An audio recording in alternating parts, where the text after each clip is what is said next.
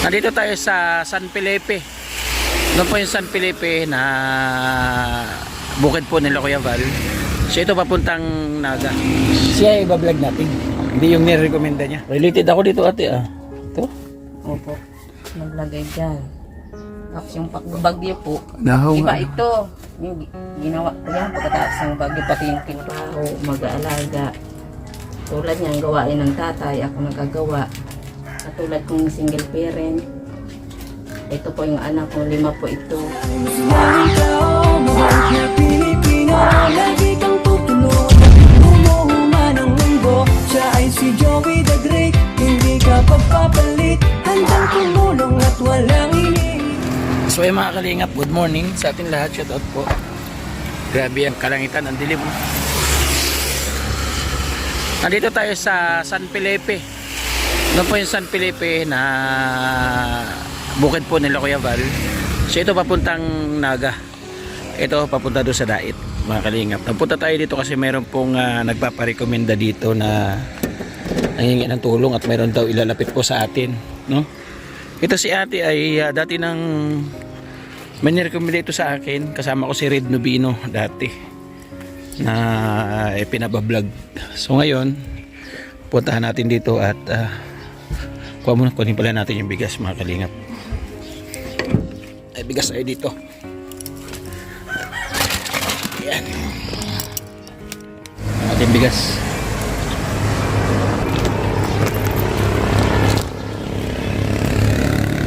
Good morning. Hello po. Ate. Si ate ko. Siya iba-vlog natin. Hindi yung nirekomenda niya. Good morning. Morning po. Uy. Nasaan yung pinaparekomenda mo? Nasaan yung pinaparekomenda mo? Ito bahay nila. Oo. Malayo dito? Puntahan po namin yung malayo dito? Saan ba? Kapit bahay mo lang. Asya ako dyan?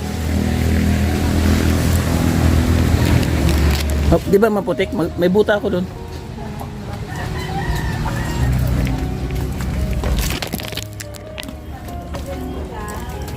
Nasaan na yung ano ate? Yung blinag dati ni Red Nubino. Di ba may blinag si Red Nubino dito? Saan na? Oh, yung may PWD?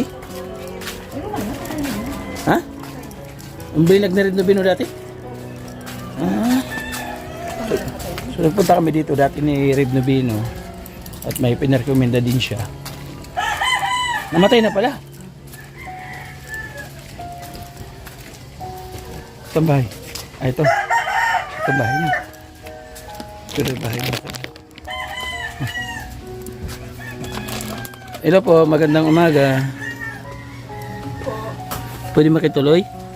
Pasok po. Ay, papasok. Oh. Musta buhay? Ilang po. Okay lang. Baka parang hindi naman. Okay lang. Anak niya? Hindi. So, nirekomenda kayo ni ate. Ano pangalan mo pala? Annabelle. Ate Annabelle. Rekomenda kayo para kumustahin. Okay lang na mablog ka? Okay lang po. Kasamahan po ako ni Kuya Val. Kalinga Prab. So, nasa Dait po. Meron bahay ako dyan sa Alawihaw. Habang nandito ako, so, makulit ito ay paniyang message. Nasabi niya, puntahan ko raw at kawawa daw yung pamilyang i-rekomenda sa akin. Sabi niya ganun. Palibasa pa alam niya naman po yung kalagayan ko kaya siguro. Gusto matulungan. Saan bahay? Ito yung bahay niya. Opo. Kamusta buhay? Okay lang po kahit pa paano. Ako si Kuya Joey. Joey the Great. Ako isa sa batch 1. Ikaw lang parang Nanaling po. Annalyn. Tapos narekomenda ka ng ate Annabelle. Opo. Hindi kayo nag-iiba ng pangalan, ano? Ano yung pinagkakaabalahan mo dito sa bahay? Ano po? Ito sa mga bata. Nung po nagluluto-luto pa kung ang tawid lang ng mga bata. Baong-baong ba. Nagagawa ka na.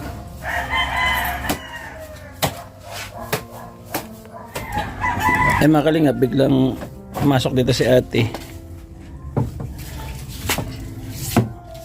Hindi pala ano ito ate, hindi pala sementado dito. Lupa sila. So ayan yung karaniwang ginagawa mo sa araw-araw. Opo.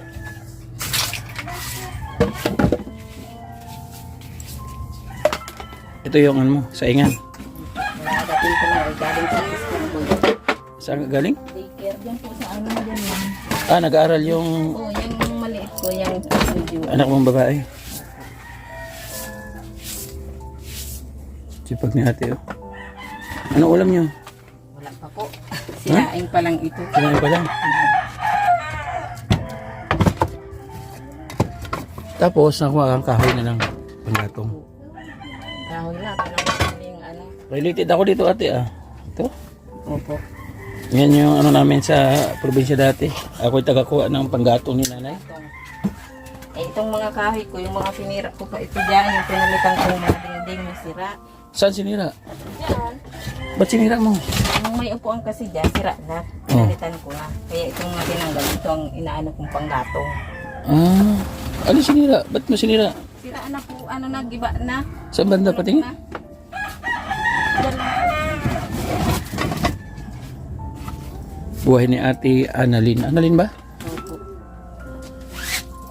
Ba't ano ito ate? Ulap? Hindi po, may tinang pa po yan. Sinabit ko dyan at yung pusa baga po ay isang kinakain. Ito, bagong lagay ko ito ng ano lang. Ah, ito. Ikaw naglagay nito. Oo. Bakit na to? Tumutulog po kasi dyan. Tapos itong kuryente namin nabasa, hindi na gumagana. Nakitap kami dyan sa... Eh, saan ka na nang kumukuha ng kuryente? Dyan po sa kapitbahay namin. Ah, wala ka saraling kontador? Wala po.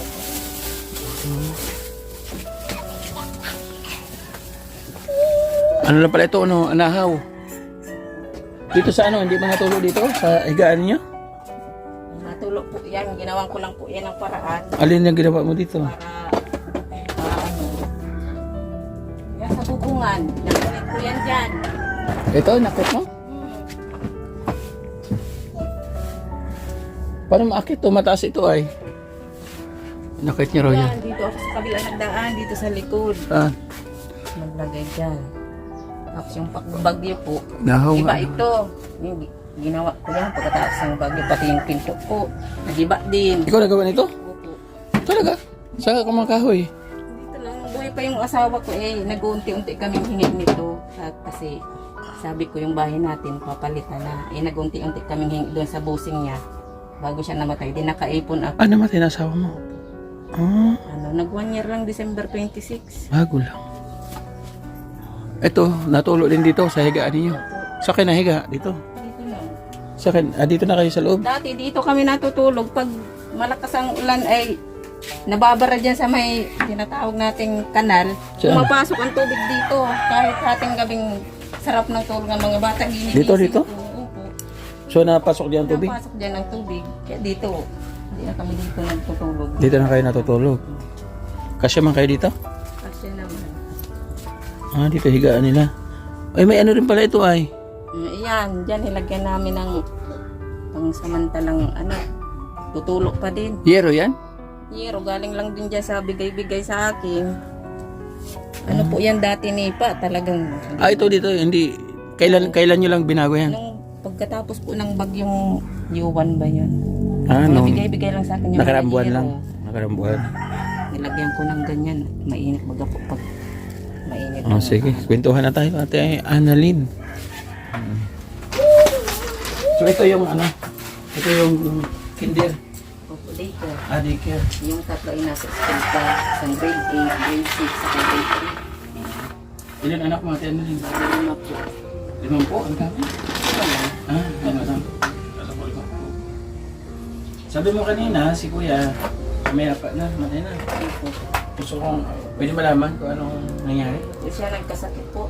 Dinadala niya lang yung sakit. Siguro mga isang taon niya din. Daladala lang. Malala na sa kasi nagsabi hindi niya na kaya. Di, late na. Kumbaga, sabi ay malala na daw yung sakit. Anong sa? Ano eh, halo-halo na daw po sabi ng doktor. Pero ang ano niya po sakit niya ay sa balat talaga. Nagkaroon ng tubig. Hindi ko po alam. Bakit hindi siya na dala sa ospital? Ay, pina-check upan ko naman po siya. Wala naman din nangyayari sa Nung naka-recover naman siya nung unang namin dito sa ospital, naka-recover siya. Tapos umuwi kami Sa dait. Oo. Naka-recover siya. Ilang buwan na din siya hindi nagtatrabaho. Ako lang nagkakayo. 2 buwan pa lang to. Ako na kasi may mga skill na baga. Ano yun? Nagporsige siyang magpanday-panday kasi panday po yung trabaho niya. Dalawa siya ba? Nagpumilit siya, tinaawa na sa akin, napinat daw. Hindi ko pa alam paano pinat. Hindi nagsimula, nagbagsak na yung hawak niya. Hindi na siya nakakatrabaho hanggang sa alaga niya. Mayat na. Mm-mm. Maglalaro yata siya. Baba na. Nakalakad naman? Okay. So ngayon, yung tatlo, nag-aaral. Bali itong dalawang sa'yo dito. Uwi po yun ngayon. Pwede mo na iasahan na darating ako ngayon? Hindi po. Sabi ko nga, kung makabilang baga po sa ganitong programa, sabi ko napakalaking tulong. Kung hindi ka sa ngayon, baka may plano siguro ako, sabi ko sa akin. Galing kasi akong Cavite, hindi pabalik naman ako ng Samar. Ang ko sana, bago ako bumalik ng Samar, so dumadaan talaga ako dito sa dahil. At nagdaan ako. Bakit? Magugutom siya, bibili ka. Biskuit. Biskuit. Ano siya biskuit kayo? Magugutom siya. Marunong ka magbili? Ha? Ilan taon niya? Opo, magdadalawa ngayon dito. Tapos ayun. Ayun, 4. 4 na taon. Yung panganay mo ilan taon? Magpo-14, 13 po. Malaki-laki na. Babae, laki. Lalaki. So yung kahit pa paano nakakatulong-tulong sa'yo sa mga pagbuhat-buhat. Opo. Sila po ang mga katuwang ko sa buhay. So 1 taon ka palang nakakaranas ng nanay at tatay. No? Opo. Gano'ng kahirap para sa'yo? Mahirap po talaga kung sa mahirap. Kaya lang, dapat gampanan. Maging nanay at tatay. Oh, Wala na. Di ka man pwede sumuko kasi saan kakapin mga anak mo? Walang ibang asahan. May mga kapatid ka na nahingian ng tulong kahit pa paano? Meron naman. Isa lang naman na asahan ko. Meron naman din siyang anak na May mga pamilya na rin din. Si Ate Annalyn. So ngayon Ate Annalyn, anong pinagkakitaan mo ngayon? Anong income mo? po, pag may unkol po labada, naglalabada ako. Pag merong tatawag din mapalinis, naglilinis po ako. On-call online pa lang. Tawag lang. Tapos itong anak ko, pag magsa-sideline, iniiwan kung sinong available dyan, maka-sideline lang ako. Ay, ganun? Si Ate Annabel, laging Sabi ko available. yan nag-offer sa akin, iwan mo sa akin yung ng anak ko. Oo, kaso mahal ang single dyan eh. Minsan ito, ayaw naman magpaiwan sa Bibig pa yung biskuit. Naantok yata yan eh. Ayun, may pagkain na si baby. Oh, hindi na siya umiiyak. Ilan taon na sa Ate Annalyn pala? 38 po ngayong February. Bata pa si Ate Annalyn. February 5 anak. Ilan taon ka nag-asawa? 23 po yun siguro. Nasa edad na. Gano'ng kahirap para sa'yo ang isang nanay at tatay na may 5 anak? Mahirap, ito mahirap po. Sige daw, explain mo sa akin. Mahirap, magtatrabaho, mag-aalaga. Tulad niyan, gawain ng tatay, ako nagagawa. Basta po mahirap. Pero pagka nakikita mo yung mga anak mo na bubuhayan ka ng pag-asa. Okay. Kailangan talagang magtrabaho. Magampanan ko yung mga tungkulin ng isang tatay. Awa ng Diyos na ko naman, nakakayanan ko naman. Sabi ko ay wag lang ako magkasakit. Yun yung doon, kaya hindi ka makasakit. Kasi malayo pa lalakbayin mo, maliliit pa yan. Dating pa sa point na magka-college pa yan, magka-high school pa yan. Kaya nga po. So hanggang saan ka lalaban para sa mga anak mo? Hanggat kaya ko po. Hanggat may buhay. Kung nandiyan sa tabi mo yung asawa mo ngayon, ano masasabi mo sa kanya? Sa masasabi ko po ay kahit po ano, wala na siya, gabayan niya din po kami. Kasi alam ko hindi naman siya ano eh, kikita niya din po kami. Pero hingi ko lang po sa'yo, gabayan niya kami, huwag kaming pabayaan. Kung bagay ilayo po niya kami sa tukso baga po. Sa anong mga pagsubok na masasama. Yun lang. Kumusta sa bilang asawa nung panahon na kasama ba kayo? Mabait naman po siya, kaya lang may ano po talagang may ano, hindi siguro po normal na lang yung sa ano. So sa tingin mo doon na nakuha yung sakit sa pag-iinom mo? So may pagkakataon din pala na halos napababayaan na rin dahil sa pag-iinom? O may control naman siya sa May pag-iinom? kontrol lang po. Nagtatrabaho naman po siya sa gabi. Pagtapos niya magtrabaho, yung hindi niya maiwasan. Nahulog na dito. Kaya gano'n siguro nakuha niya yung sakit na gano'n. Minsan uuwi sa bahay, ay natutulog na lang sa ano, dyan, sa lapag.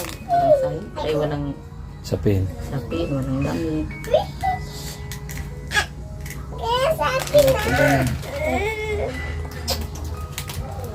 At yan na din. Ibigay natin yung bigas, 5 kilo. At bigay niya ano, ng Chanting Island. Sana kahit pa paano makatulong ano. Ang 5 kilong bigas na yan para kahit pa paano makatawid-tawid sa pala. Tapos meron dito pambili ng Pasensya ka na ha. Salamat. Yan lang po muna sa ngayon kasi wala tayong views, wala tayong masyadong sponsor. So yung binigay sa akin ng Ma'am Chanting Island na panggasolina papunta dito sa Daig, may sobra konti, kaya pinaunlakan ko si Ate Annabel. Kaya hindi mo rin expect na darating ito. Pero umaasa po ako. Sana. Maraming salamat po at Ano siya? tugunan niyo po yung ano niya Ate Annabel. Nasa US si Ma'am Chanting Island, anong masasabi mo sa kanya? Please, mag-bless ka. Ah, ito yung anak ko na laki. Ba't may ano sa liig yan? God bless you. Grade 3. Kamukha ng tatay, no? Kamukha. Panganay ko. Kamukha mo. Ito malapit lang school niya. San Felipe. San Felipe po. Ah, malayo-layo. Hindi, delikado ba yung mga sasakyan dyan? Okay. Oo, ingat. Ay, mabuti nga po yung kapitbahay namin kaklase niya. Ilagi yan isinasabay. Oh, may bayaran daw sa school. Di warning, pamulati. Ah, may purga. Oh, tama yun, para mapurga ka. Ano pangalan mo, be? Arjan. Ha? Arjan. Arjan. Ang gwapo ni Arjan. Kamukha ni Aljun. Ano masabi mo kay Ma'am Chanting Island sa konting blessing na na-receive mo ngayon? Maraming salamat po, Ma'am Chanting Island po, sa blessing na binigay mo po. Napakalaking tulong po ito sa akin. Sana po ay matulungan niyo po ang katulad kong single parent. Ito po yung anak ko, 5 po ito. Maliit. Ito po yung bunso ko. Sana po ay matulungan niyo po ako. Hinihingi po ako sa inyo ng tulong. Lalong-lalo na po sa bahay namin na kailangan ng maayos po. Kasi tuluan na po ito. Ano ko lang po. Ito, trapal. So, ito, lupa mo ito, hindi? Hulugan po ito. Nahulugan namin. So, ibig sabihin, mapapasayo na rin. Mapapa sa akin pag nabayaran ko na. Sa halaga pong 20k yata ito. Para mapasayo. May naihulog ka na. 3.5 pa lang po. Yung So, sa 17 na lang. survey. 17 na lang ako lang. Ano yung pangunahin mo pangangailangan? Bale natin may mga nanonood na may mabuting puso at may sakatuparan yung pangangailangan. Ang gusto ko lang po siyempre po, pagkain pa, pangunahing pangangailangan po ng anak ko. Pang-araw-araw. Opo. Magkano kinikita mo nga pala pagka Pag nasa po, kapag nagsa-sideline ako, 500. Minsan, 600. So hindi yun araw-araw. Hindi po. Halimbawa ngayon, sa isang semana, pag merong magpapalabang, papalinis sa isang semana lang yun. Babudget-budget naman ako yun. Doon ang ikot yung buhay. Hanggang sana abot ang 500.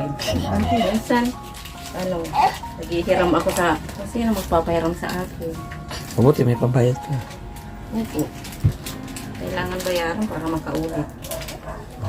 Dito kakain sa tanghali. Wala ka pang ulam. So yun, bilhin yung ulam para kahit paano makakain sila, ha? Thank you, Ate Annalyn. Hayaan mo pagka meron nagbigay sa atin sa interviewing ito, halimbawa may nagsabi na puntahan mo sa Ate Annalyn, balikan mo at bigyan mo. So dadalhin ko sa'yo, bibigyan ko sa'yo, ha? Halimbawa kahit mo sa Samar na ako, pagbalik ko dito sa diet, kasi hindi naman ako permanent sa Samar. So minsan nasa diet ako, so doon ko bibigay sa'yo, no? Pagpare lang natin na may makatulong sa inyo para kahit paano mabawasan yung pasanin mo, no? Kung anong pagsubok na dumarating sa inyo, labanan mo lang. Kasi may purpose yan si God kung bakit binibigyan ka ng pagsubok. Di ba? Ibig sabihin, pinatatatag ka niya. No? Kumbaga, kung mga may pagsubok kasi, mas maganda yon kasi mas lalo kang china-challenge. No? So, salamat. Hanggang dito lang muna. Teka, sabi ni Ma'am Chanti nga pala, sabi niya, pagkabigay mo ng pera, subukan mo pakantahin kung magaling kumanta si Ate Annalyn. Ha? Wala tayong kanta. Walang taling yan? Ay, wala daw, Ma'am Chanting. Sunod na lang siguro, Ma'am Chanting. Pagbalik na lang natin. So, babay mo na, be. Diyan, babay, ha? Oo. Paano? Huwag masyadong pakainin ng chichirya. At baka UTI. Mahirap na. Bili kayo ulam, ha? O ano yung, tapos magsaing na kayo. Bili ka ulam. Bili ka ng lechon manok. 4. Andiyan ka na lang mag-ano. 4 na lechon manok. So, ayun mga kalingap. Na bisita natin yung inirekomenda ni Ate Annabel. Ano nga pala pangalan niya? Nakalimutan ko na. Kala ko saan daanan. Doon. Sige. So thank you po kay Kuya Val, Kalingap Rab at Edna Vlog. Salamat po sa inyo po patuloy po ng pagsuporta mga kalingap. At syempre, ang ambassador ng Samar, nandito sa diet. Nabablog. Sabi ko nga may sobra sa binigay ni Ma'am Chanting Island. So i-share natin kasi nangangailangan sila. So may 5 siyang anak.